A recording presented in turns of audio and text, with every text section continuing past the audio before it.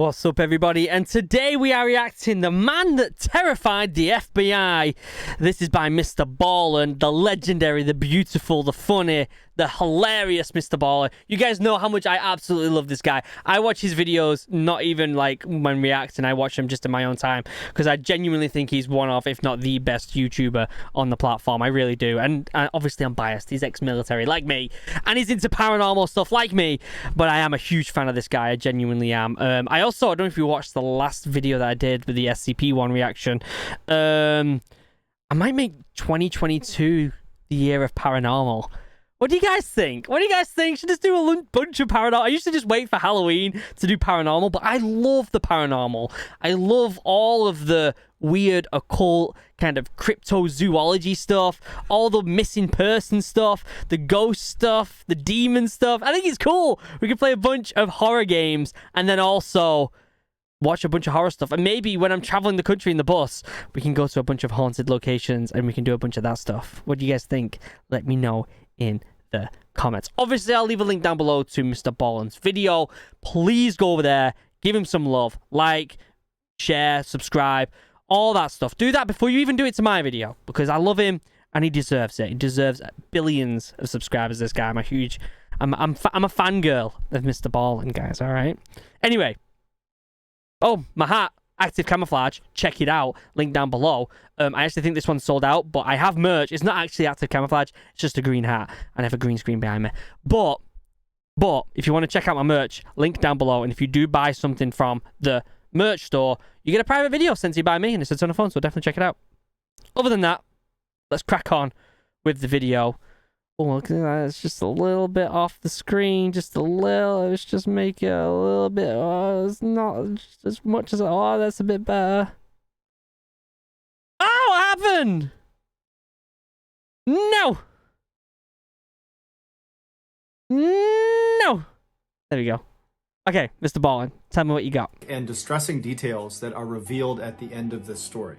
Viewer discretion is advised. Before we get into today's story, if you're a fan of the strange, dark, and mysterious delivered in story format, then you've come to the right place, because that's all we do, and we upload 3 or 4 times every week. So if that's of interest to you, please replace the like button's eye drops with Egyptian fox urine. What a legend. Also, please subscribe to our channel and turn on all notifications so you don't miss any of our weekly uploads. All right, let's get into today's story. What a legend. What a legend. MrBallen, let's go. Let's go. Let's go.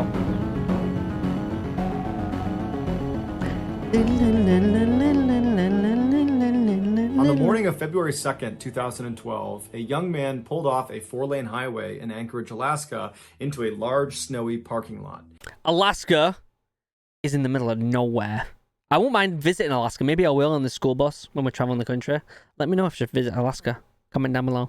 He passed by dozens of parked cars until he arrived in front of this small shack that was brightly teal colored. Okay. It was a popular coffee shop called the Common Grounds, and this young man worked as a barista there. After he parked his car, he walked up to the white door employee entrance to this little building, and he got his key out and he went to unlock the door, but when he turned the key, he saw the door was already unlocked. He knew the girl who had worked the previous night and would have been responsible for locking the shop up. She's in trouble. She was 18-year-old Samantha Koenig, and although she had only been on the job for about a month, she seemed very responsible and had never had any issues closing up before. The young man shrugged it off, though. He figured people make mistakes, and he went inside. Right away, he noticed that a couple of things just seemed out of place. It was like Samantha must have just left in the middle of her shift without even attempting to clean up. There were napkins on the ground, there were towels out, there were cups still out. And so as this young man is walking over to the cash register to unlock it, he's running through scenarios in his head about how Samantha could have been so sloppy. And then he reached down with his register key, and just like the door, the cash register was already unlocked. Not a good sign. All the money was gone. And that's when he knew they had been robbed. And so he called his boss. The night before, Samantha had asked her boyfriend, Dwayne, to pick her up after her shift at the Common Grounds. Dwayne arrived in front of the key. So this is an actual photo of Common Grounds. Interesting. Okay. I like it when they put real photos in there. It just gives it that little bit more life, doesn't it? It does. Dusk at about 8:30 p.m., which was 30 minutes after her shift should have been over. Okay. Dwayne had gotten held up at his job, which is why he was late. And so when he gets there, Dwayne looks around the parking lot and he doesn't see Samantha anywhere. He sees the coffee shop itself is totally dark and looks like it's been closed up for the night. And so Dwayne gets out of his truck into the freezing cold night air, and he walked up to the window of this coffee shop and he pressed his face up to the glass to look inside, but there was nobody in there. Dwayne automatically went back to the fight he had gotten into with Samantha earlier in the night via text message. She had accused him of cheating on her. He had been kind of nonchalant, like he didn't care about it, and what ensued was a really ugly fight. And so as Dwayne is walking back to his truck, he's thinking to himself, maybe Samantha just didn't want to see him because of the fight. And so at the end of her shift, she got a ride home from her father or maybe from a friend. And that makes the situation a little bit more complex, doesn't it? Like, if something happened here to this girl, which hopefully not, but if something did happen, that makes the whole thing more... It puts more people into question, doesn't it?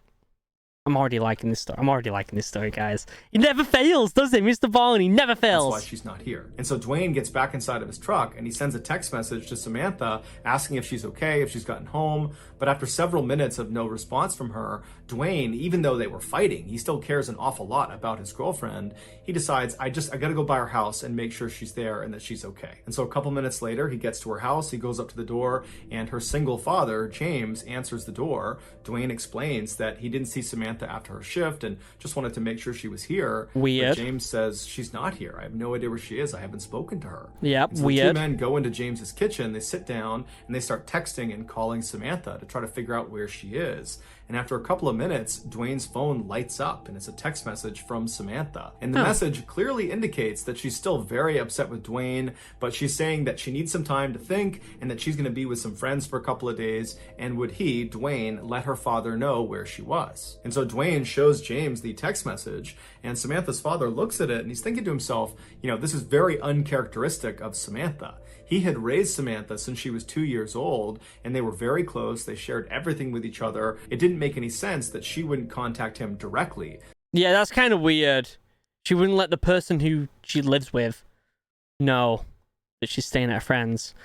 Red flag. To say that she was going to be out with friends for a couple of days. And it didn't make sense that she would ignore all of his phone calls and text messages when clearly he was worried about her. The two men stayed up super late, calling and texting, hoping to get more information from Samantha, but she never responded, she never texted back. And so the following morning, when neither men had gotten any more messages from Samantha, James went to the Anchorage Police Department and filed a missing person report for his only daughter. After receiving this first thing you should do, great idea. Missing person report, an officer with the Anchorage Police Department called the owner of the Common Grounds coffee shop to ask about Samantha. And the owner actually said they just got a call from their barista that was working at the kiosk that morning, and they had informed them that apparently there had been a robbery and no one can get in touch with Samantha. No one knows where she is. That's like, I feel like the police at that point are like, what the hell is going on here? Here we go. Something weird's happening. The owner told the police officer that as soon as she got her hands on the security footage from the night before, she would send it over to the police department. While the police waited for this footage, some officers began calling Samantha's friends and other family members to see if they knew where she was, but no one had heard from her and no one knew where she was. No one had any information. Some other police officers headed over to the Common Grounds coffee kiosk to get a look at it for themselves. And when they got there, there was no sign of a struggle outside or inside the kiosk, and inside, underneath the counter, was a panic button that had not been pressed. And so even though Samantha's father thought there was something odd about her final text message, the police began operating under the theory that Samantha had robbed the kiosk. Yeah, and then done one. That's like your only plausible explanation at that point, isn't it? I mean, the panic button hasn't been pressed, the money's gone, she's gone missing for a couple of days with her friends. That's your first red flag of maybe she's the one that's done this. I get that explanation. And then left of her own accord. But what confounded police was how Samantha actually physically got away from the coffee shop. She didn't have a car that night, and she couldn't have just walked away because the weather was way too miserable and cold outside, and Anchorage is just not really a walkable city. And so if Samantha was telling the truth, that she was just taking a couple of days to be by herself with some friends at their place, then why didn't any of her friends know where she was? Yeah, this question was answered later that day when the owner of the coffee shop made the security footage available. The footage, which has no audio, picks up around 8 p.m. on February 1st, 2012. Is he going to show us the footage? Oh my god, if he does, it'll be the best video ever, but also really scary and also really worrying. Which was the night Samantha went missing. It shows Samantha inside of the kiosk. She's working alone, she's cheerful, and she's busy. And then at some point, someone that we can't see, they're outside of the camera's range, comes up to the window and orders a drink. Samantha clearly turns to them, acknowledges their drink order, and turns and begins making this drink. And then after she's done making it, she turns to give it to this person, and immediately Samantha steps back and puts her arms up. And then seconds later, she reaches over and turns off the lights inside of the kiosk, and then she gets down on her knees with her back to the window. She stays in that position, not talking, not She was robbed. moving for about a minute before she slowly stands up and walks down the kiosk towards the cash register. She opens it up, she scoops some money out of it, then she walks back to the window and appears to hand it to a shadowy figure on the other side of the window. Why would there not be a camera looking through that window? Come on. Come on. And then Samantha turns, kneels again with her back to the window. 2 more minutes go by before this person outside the window leans their entire upper body inside of the coffee shop. They reach down and they appear to tie Samantha's hands. What? Now, because it was dark inside of the kiosk, the footage winds up being extremely grainy, and there's no way to identify who this figure is. Oh, although it's geez. fairly obvious that it's a male. He's wearing a big sweatshirt and he's got a hat pulled down low over his face. After this mystery man is done tying Samantha's hands, he leaps through the window and then shuts the window behind him. And then he stands Samantha up, he puts a gun into her back, and then he marches her out the employee door and then out across the lot, all the way to a white pickup truck where he puts her inside and they drive off. Over the Oh next my couple God. of days, the police and also the FBI, who had been called in to be a part of this investigation, they just kept hitting dead end after dead end because there was no evidence. All they had was the geez. surveillance footage that was too grainy to tell who this guy was that took Samantha. Meanwhile, So she was kidnapped and robbed. That's dreadful. They need to be tracking the phone now. I mean, this is what, 2012? She might have a phone. At that point, is there iPhones that have tracking on her? Maybe she's got some sort of device. Meanwhile, Samantha's father, James, had rallied the support of nearly all 300,000 people that lived in Anchorage to go out and look for his daughter. Yeah, I His don't blame efforts were him. so profound, it had attracted major news outlets across the country, and suddenly his daughter's story had grabbed national headlines everywhere. This led to strangers donating thousands of dollars to fund a reward for anybody that had information about Samantha's whereabouts. Right. But despite this reward growing in size every single day and the national news media becoming increasingly more interested in this case, no one came forward with useful information that led to developments in this case. Is this going to be one of them weird kind of stories where it's like the dad that actually did it all, or the boyfriend, and it's a big plot twist? Or is it actually going to be some weirdo that's really good at avoiding people? There was a story of a guy in Maine, I don't know if you guys know about this, who lived up in the middle of nowhere. It's called like the Hermit of Maine or something like that. And he lived up in the middle of nowhere, away from every civilization, just lived in the forest for like 30 years, 50 years or something crazy like that, and just stole things from people and then went back into the woods and lived there, and then eventually was caught and put in jail. And it's absolutely crazy. It's like the Hermit of Maine or something like that. You should check it out. It's really weird. It kind of reminds me of that. Oh, I'm getting vibes of that.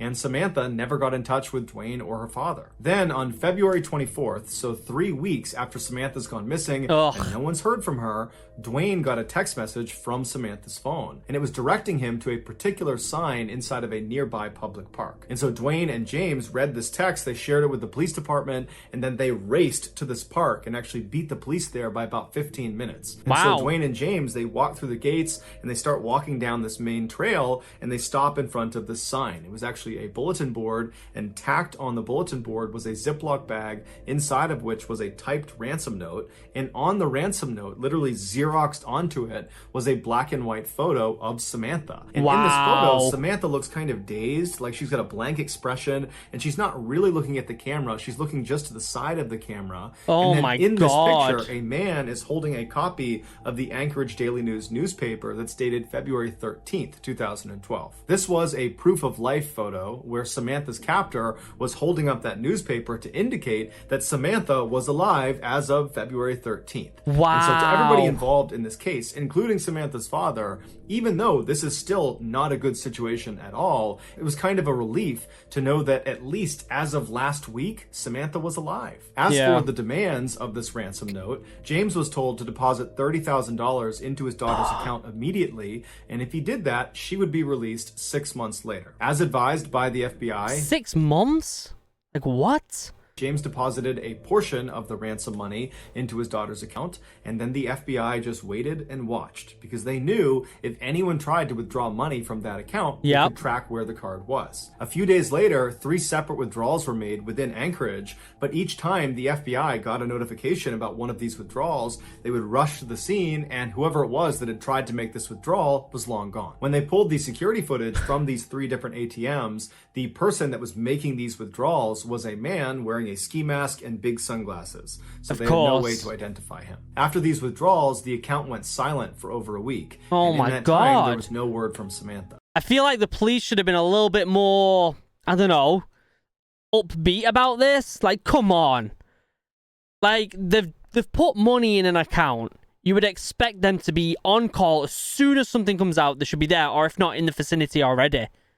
Then on March 7th, more withdrawals were made, but they were in Arizona and then New Mexico. Oh and my then God. Texas. Again, authorities would rush to these ATMs, but they would get there right after the masked man with sunglasses had just left. But there was a break this time. In one of these surveillance videos from one of the Texas ATMs, they spotted the car this guy was getting into before he left. Perfect. It was a small sedan. It was a white Ford Focus, and they saw him leave going east on a Texas highway. And so authorities in Texas were told to look out for this particular car in this part of Texas. And sure enough, on March 13th, a Texas patrolman spotted the car sitting in a hotel parking lot. He waited nearby until a man in his 30s walked out of one of the hotel rooms, walked down and got inside the car, and then this patrolman just kind of followed him and looked for any reason to pull him over. And as he had his radar gun on this guy, he noticed he was going 2 miles per hour above the speed limit, and so he pulled him over. The patrolman got out.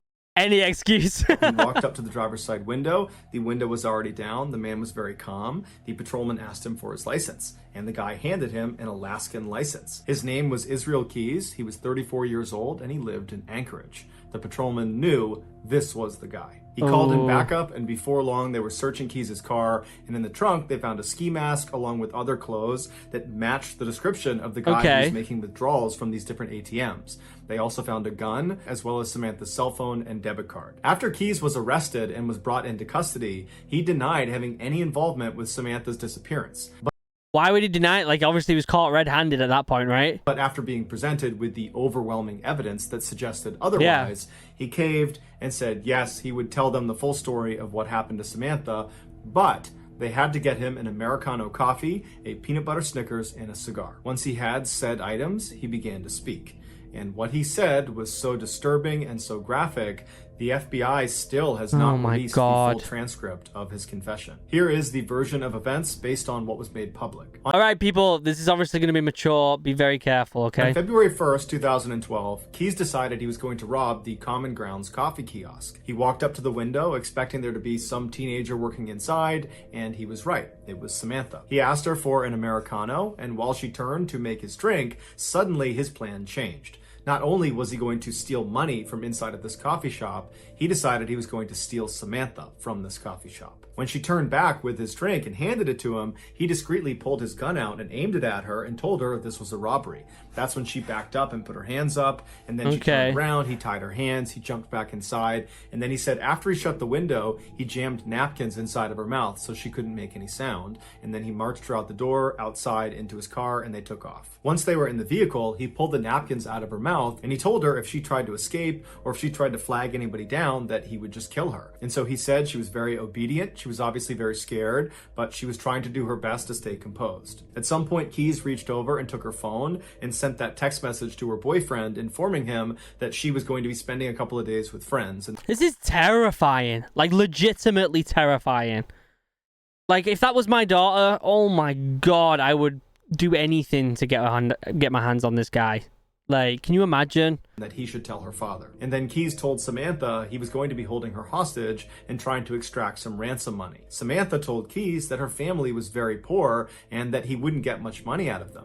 To which Keys said, "Don't worry about it. I know they'll raise money and they'll come up with it somehow." Then they drove around Anchorage for several hours, periodically stopping so Samantha could get out and relieve herself, other times so Keys could smoke a cigar. Then around midnight, Keys made his way back to his house, and he pulled into the driveway and he turned to Samantha and he had her go in the back seat and lie down. Then he put some tarps over her and he told her if she tried to escape, he would kill her. And then Keys got out and he walked inside of his house where his 10-year-old daughter and his girlfriend were fast asleep. Oh And my in just a few hours, God. Keys and his daughter were scheduled to go to New Orleans for a 2-week-long luxury cruise. Oh my God. Keys left his house and went back to his car. He put a blindfold on Samantha and then led her down the driveway to his shed. Once inside, he sat her down on an upturned bucket in the back of the shed, and then he put a rope around her neck and he anchored each end of the rope to the wall so she was pinned to the wall. Then Keys turned his radio all the way up to make sure it masked any noise she might make. Wow. Even though he reminded her repeatedly that if she made any noise, he would just kill her, and by and large, she was very obedient. And then he gave her a couple of cigarettes to smoke and told her it was going to be just fine, to just chill out, that he was going to get the ransom money from their family, and then as soon as that was done, he would let her go. This sounds horrific. And how would that girlfriend not know about this? Like, surely she knew something in the house. That's ridiculous. My wife knows everything I do. I can't turn around in bed without her being like, what are you doing? No, I'm not. She's awesome. He turned on some space heaters to keep the space warm, and then he left and locked the door. He walked back into his house and double-checked that his daughter and his girlfriend were still asleep. They were. Afterwards, he started drinking some wine and relaxing, and then after a little while, he got a cup of water and he went back out to the shed. He went inside and he gave the water to Samantha. You'd know something. That girlfriend should know something. Like, I can't take a cookie out of the fridge without Steph being like, did you just take a cookie out of the fridge? Like, legit. There's no way that girlfriend didn't know anything. And he said Samantha was very composed. She was obviously frightened, but she asked him, did you speak to my father? Did you figure out the ransom situation? And Keys told her that, yes, I talked to your father. Everything's working out fine. He's going to raise the money. We're going to get you out of here. Everything's going exactly to plan. After that, he walked up to Samantha and he unscrewed the 2 anchors that were holding that rope up against her throat. And then he cut the zip ties on her wrist, allowing her to relax and sit forward and just kind of be at ease for a second. And it was very obvious that Samantha was relieved. Her nightmare was about to be over. But then seconds later, Keys grabbed her really aggressively and tied her up all over again, this time much more thoroughly and much more tightly. It had been a cruel trick. When he cut her handcuffs and undid her necktie, he just wanted to see what she would do if she thought she was being let go. What? When in reality, he was never going to let her go. There was no ransom. He had not spoken to her father. It was all a big lie. Keys told investigators that as he was tying her up for that second time, he looked at her face and she had this look of total resignation. He said she knew what was about to happen to her. After Keys tied her up, he left the shed and locked it behind him. He went inside to check one more time to make sure his 10-year-old daughter and his girlfriend were still asleep. When they were. Oh, they're both asleep. Okay. He went back to the shed. He opened it up. He went inside. And this time when he stepped inside, it smelled like urine and sweat. And he looked down at Samantha and she was terrified.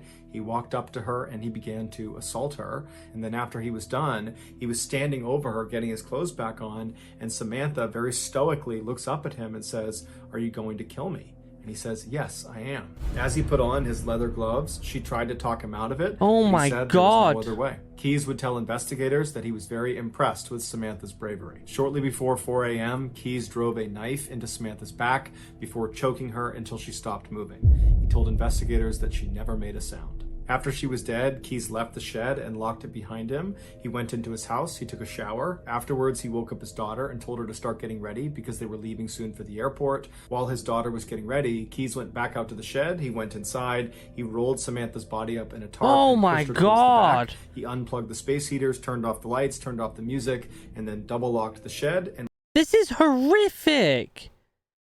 Horrific. went back inside the house to make his daughter breakfast. At 5 a.m., a cab showed up at the house, and Keys and his daughter hopped inside, and they made their way to the airport, and then on to New Orleans, where they went on their 2-week-long vacation. After they got back, Keys went inside of his shed. He unrolled Samantha from her tarp. Was the picture of her, was she dead? And by his account, she still looked fairly lively. And so he dressed her in some new clothes. He put lots of makeup on her face. He braided her hair. And then he stitched her eyelids open. Oh so it gave my the impression God. she was alive and alert. And then he held up a copy of the Anchorage Daily News next to her and then took several photos, creating that proof of life photo for the ransom. my If you want to see this God. photo, you can Google it, but that's up to you. After Yeah, he took nah, these you're pictures, right. he chopped her body up into pieces and then disposed of her in a nearby frozen lake. It would turn out Samantha was not Israel Keys' first victim. He was in fact a serial killer who specifically preyed on completely random people. Wow.